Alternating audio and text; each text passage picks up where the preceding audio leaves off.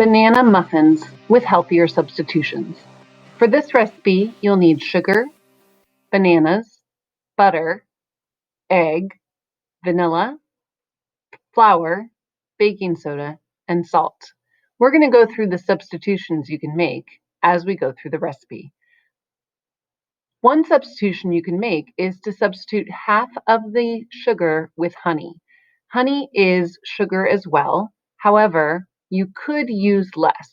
In our substitutions, we suggest a quarter cup of honey and a quarter cup of sugar. However, you could reduce the overall amount of sugar if you wanted to.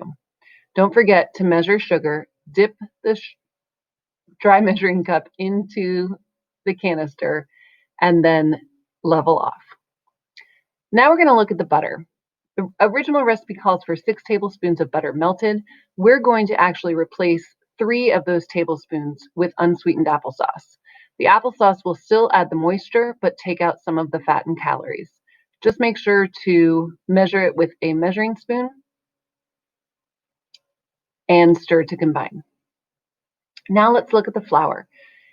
Instead of using all 1 cup all-purpose flour, you could use half whole wheat flour and half all-purpose flour. Don't forget you're going to spoon in, don't pack it down, and level it off.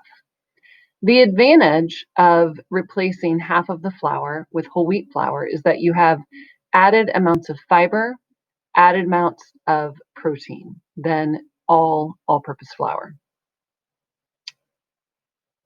That's 11% of your daily intake of fiber.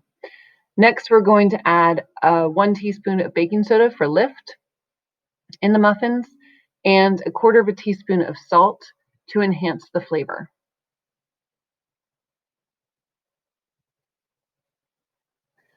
Those are the dry ingredients.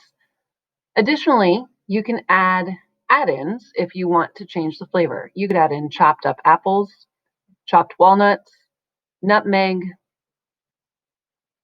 cinnamon, even chocolate chips if you wanted. You could add in raisins or anything else you can think of as well. Finally, let's take a look at the vanilla.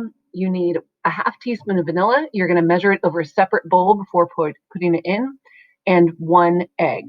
So now you have your wet ingredients and your dry ingredients, along with your base of the bananas and the sugar. After you mix the bananas and the sugar, you're going to add in the egg and the vanilla and the applesauce and butter. Finish up with the flour and mix just until smooth. Then you can add in your additional toppings. This actually makes more than 6 muffins because the apples take up so much bulk. So I was able to get 10 muffins out of this batter. You might get more or less depending on the add-ins that you include. Then we're going to bake this in a 350-degree oven for just about 20 minutes. I also sprinkled walnuts on top. You could top with other toppings if you like. There are the muffins. They are moist and delicious, and they have healthy substitutions.